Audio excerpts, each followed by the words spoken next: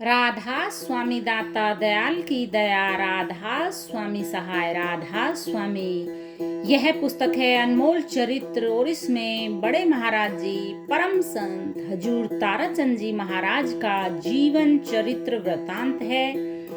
और यह पुस्तक हाल हजूर द्वारा बड़े महाराज जी को समर्पित है। अभी तक हमने इस पुस्तक के 415 पेज आप लोगों तक पहुंचा दिए हैं। आज हम स्टार्ट करने जा रहे हैं पेज नंबर 416 से। अंतिम वर्ष में सत्संगों का ताता। हजूर महाराज जी ने अपने अंतिम 3-4 साल से सत्संगों का सिलसिला बहुत तेज कर दिया था, परंतु सितंबर अक्टूबर 1996 में तो सत्संगों का यह क्रम इतना बढ़ा दिया था कि हर सत्संगी हुजूर महाराज जी के सत्संगों के इस अति व्यस्त कार्यक्रम से चकित था। अभ्यासी सत्संगी तो यह महसूस करने लगे थे कि हुजूर जीवों के प्रति कर्तव्य भार को पूर्ण करने की शीघ्रता में यह कर रहे हैं। कोई दिन भी ऐसा नहीं जाता था जब कहीं न कहीं सत्संग नहीं होता हो।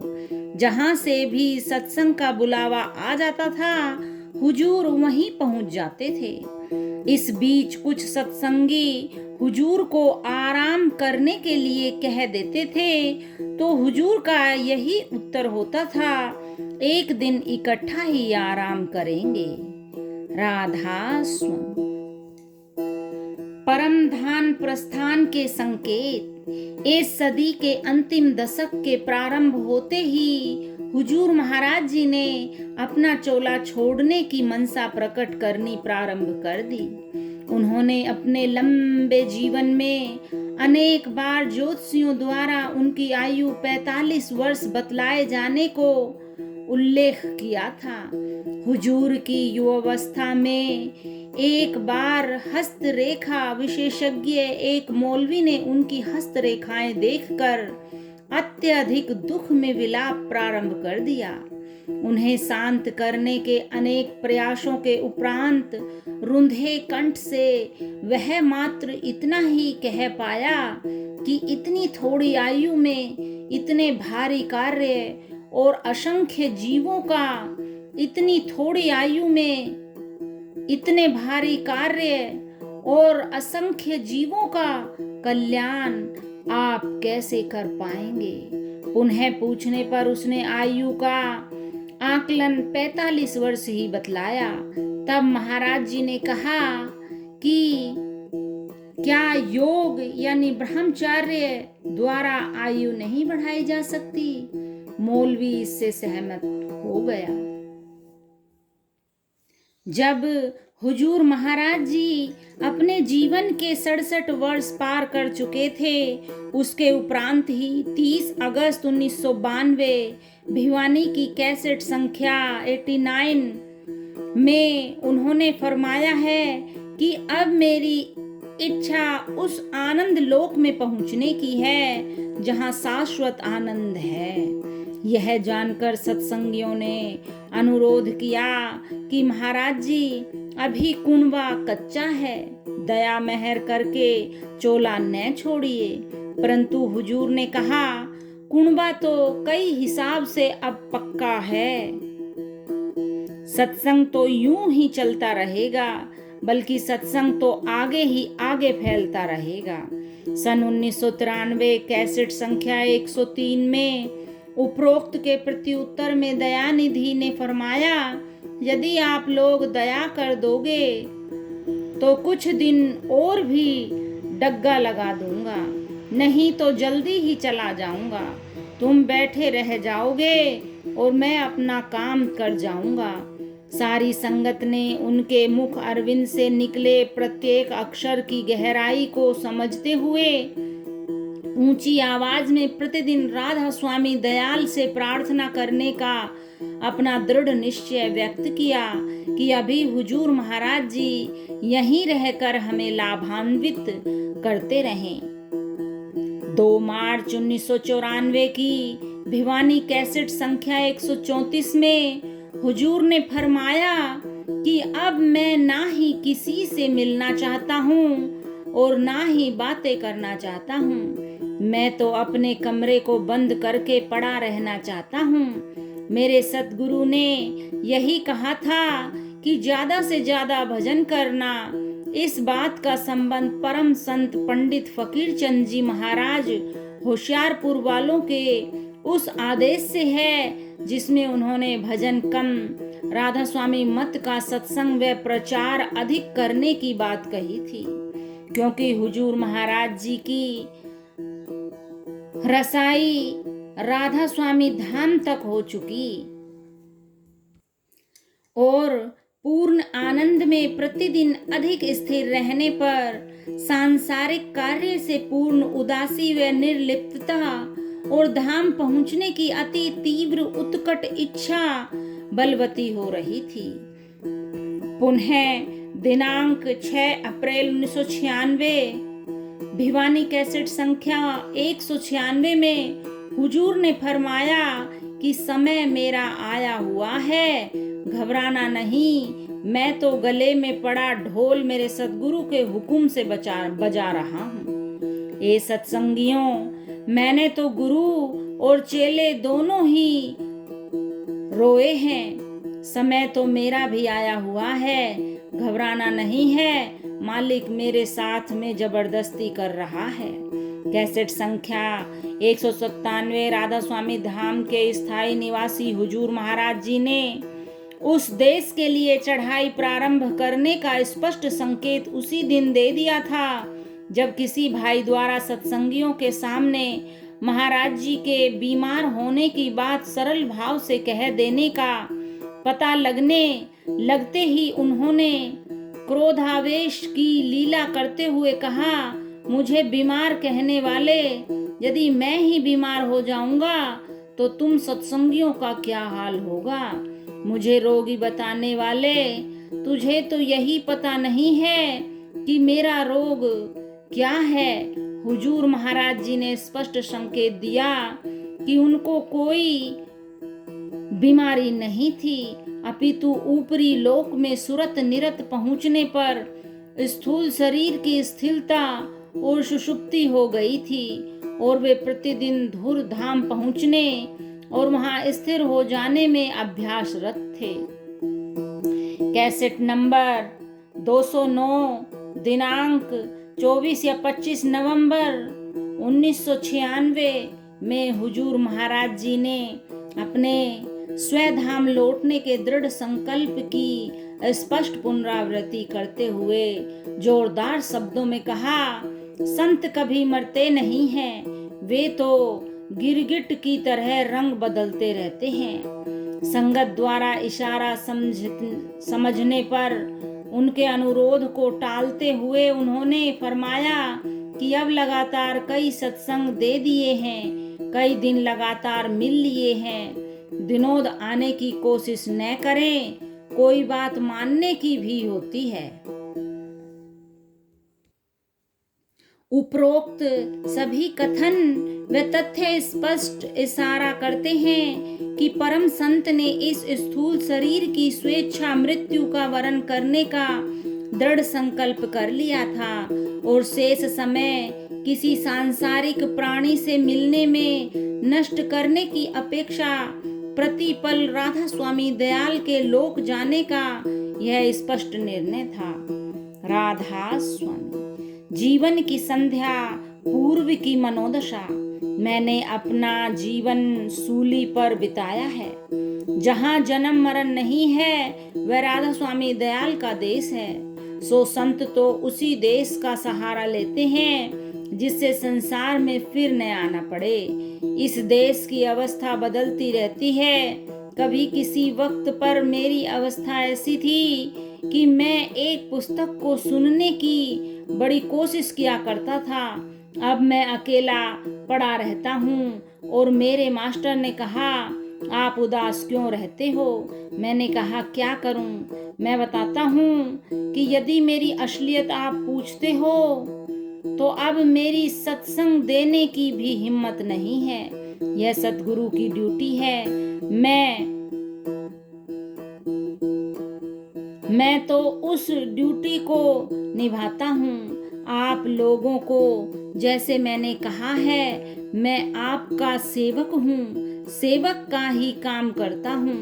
अब मेरा मन हर वक्त ही यह कहता है कि मैं अपने कमरे में ही पड़ा रहूं। मेरा न ही किसी से कोई वास्ता है और न ही मैंने कुछ और करना धरना है। पर यह बात मैं जरूर कहता हूँ कि मालिक इन सब को शांति दे। मेरी मदद करने वाले कई भाई मुझे अच्छे मिल गए हैं। जहाँ जहाँ भी ये काम करते हैं, मेरी वहाँ कोई भी जरूरत नहीं है। मैं सत्संग कर देता हूँ। मैं न तो परेशान होता हूँ और न ही कोई वे मुझे परेशान करते हैं। पर मेरी कई बार अवस्था कहूँ तो ऐसी है कि मैं अब ज्यादा नहीं रहना चाहता हूँ। मैं तो यही सोचता हूँ कि मैं कहीं निकल जाऊं या कहीं अकेला रहूं, मेरे पास कोई न आए। अब मेरे विचार ऐसे रहते हैं। मैं यह भी बता देता हूँ कि मैंने तो अपना जीवन सूली पर ही बिताया है। आप पूछोगे कि कैसे बिताया है, सो तो आपने भी देखा है कि मेरा पिछला जमाना कैसा था और उससे पहले कैसा था। सारा जीवन ही ऐसा होता आया। मेरा एक दृढ़ विश्वास था कि टिका रहो, मत हो डावाडोल। डिगे की कोड़ी नहीं, टिके के लाखों मोल। सो टिका हुआ आदमी ही सब कुछ कर सकता है। राधा स्वामी। मेरे जाने के बाद रोगे कि ऐसा आदमी तो काशी में करोत लिए भी नहीं मिलता। मैं छोटा सा था, मेरा बाप ऐसा ही था, माँ थी ही नहीं, दादी ने मुझे पाला था। कई बार हम बच्चों में कोई रुष्ट हो जाता था, वह कहा करती थी कि तू याद रखेगा, ऐसी दादी तुझे काशी में करोत लिए भी नहीं मिलेगी। मैं समझा नहीं करता था काशी में करोत किसे कहते हैं। पर मैं भी सत्संगियों तुम्हें यह बात कहता हूँ कि मेरे जाने के बाद तुम भी रोगे। मेरे जैसा आदमी तुम्हें काशी में करोत लिए भी नहीं मिलेगा। मैं किसी की बात को उल्टी सुल्टी नहीं करना चाहता हूँ। मैं सीधा साधा आदमी हूँ। मेरे अंदर तो एक ही खोट है। मेरी यही एक बात है, जब मैं कहने लगता हूँ तो मेरे वश की बात नहीं है। उस वक्त मैं अपनी कह भी देता हूँ। अच्छी बुरी गलत जैसी भी बात हो, कैसी ही क्यों न हो, मैं अपनी बात भी संगत के बीच में ही कह देता हूँ। मुझसे कोई बात किसी से छुपा कर रखी नहीं जाती, कोई पर्दा मुझसे रखा नहीं जाता है। दूसरी बात मैं यह कहता हूँ कि मैंने अपनी संगत का आज तक कुछ नहीं खाया है। मैंने तो संगत का काम ही काम किया है। मैंने संगत की कोई भी चीज नहीं खाई और न ही मेरी नियत खाने की है, क्योंकि मुझे मेरा सद्गुरु अच्छा मिल गया। संगत की चीज तो संगत को ही संभलवा देनी है। इसलिए भी मैं साफ साफ कह देता हूँ, चापलूसी तो वही करता है जिसमें कोई स्वार्थ हो, जिसे कोई गरज हो। मुझे तो एक ही गरज है कि आप लोग अपना भजन सुमरन नेम से किया करो, बराबर किया करो। भीलिनी के विचार इतने ऊंचे थे कि रामचंद्र जी उसके पास एक दिन अवश्य आएंगे। सतगुरु के हुक्म से ही वह बाट जो रही थी, वह त्रेता युग तक बैठी ही रही। आप लोग तो 2 घंटे भी बाट नहीं देख सकते हो, पर अच्छे सत्संगी के विचार भीलिनी की तरह पक्के होने चाहिए, तभी कुछ प्राप्त कर सकोगे। राधा स्वामी। मेरे बाद में बैठे रहे तो टक्कर मार कर रोगे। एक बात और कह जाता हूँ, यदि तुम्हारा दिल है, दिमाग है और तुम्हारे में हिम्मत है, जानते हो, समझते हो, तो बता जाता हूँ कि किसी वक्त में अगर तुम मेरे बाद में बैठे रहे तो टक्कर मार मार कर रोया करोगे। मेरे जैसा आदमी तुम्हें नहीं मिलेगा। अपने दिल में यह बात समझ लेना। अब गद्दारों को तो शांति होगी, अच्छा पाप कटा, पर जिनके दिल में भाव है, प्रेम है, शब्द का शौक है और जिन्होंने मेरा साथ किया है, सच्चाई है, तो वे यही कहेंगे कि ऐसा सीधा साधा आदमी नहीं मिलेगा। मैं धोखेबाज नहीं हूँ, इसलिए ही सीधा कह देता हूँ, इन गुरुओं को पूछो तो सही कि ये क्या क्या करते हैं और इन्होंने क्या नहीं किया है। राधा स्वामी, तुम्हें पता नहीं लगा कि मास्टर क्या है? पिछले साल कटवाड़े से मेरे पास एक सत्संगी आया। उसने कहा आपको चलना होगा, फला जगह जाना है। मैंने कहा मैं तो जा नहीं सकता हूँ। उसने कहा नहीं, चलना पड़ेगा। मैंने कहा मैं इतना कर दूंगा, मैं मास्टर को भेज दूंगा। उसने पढ़ते ही कहा कि मास्टर जैसे तो हम ही हैं। मैंने कहा फिर तो तुम जाओ और अपना काम करो, तुमको यह तो पता नहीं लगा कि मास्टर क्या है। संतों के संग से ही संत बनते हैं।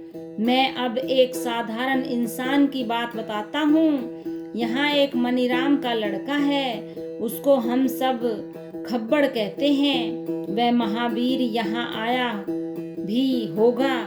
एक बुआ का लड़का मनसाराम था, वह उर्दू पढ़ा हुआ था और वह पहले आर्य समाजी था, बड़ी जिरह लड़ाया करता था। इसे आप सच मानना, इन सब से पूछ लो। मैं कहना तो नहीं चाहता था, पर बात चली तो मनसाराम ने कहा ये कैसे हो सकता है? यह मूर्ख आदमी भी कैसे हरा सकता है? मैंने कहा मूर्ख गुरु के वचन से हरा सकता है। गुरु के वचन अटल होते हैं। उसने कहा यह कैसे? मैंने कहा तू इस खब्बड़ से बात कर, इससे प्रश्न कर लो, आप सच मानना। उसने इससे 2-4 बातें की तो उसने हाथ जोड़ लिए। उसने कहा मुझे तो पता ही नहीं था कि यह बात भी होती है, मुझे तो इसकी बातों का जवाब ही नहीं आया। राधा स्वामी। उत्तराधिकारी का चयन। परम संत हुजूर महाराज जी ताराचंद जी ने सदैव जीवों को आदि संत मत मार्ग का उपदेश दिया और स्वयं भी सदा आदि संत मत के सभी नियमों का पालन किया।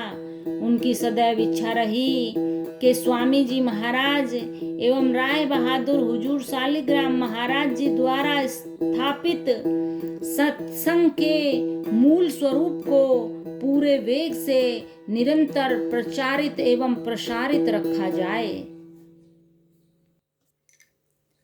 आज इतना ही। Thanks for watching. Like, comment and subscribe.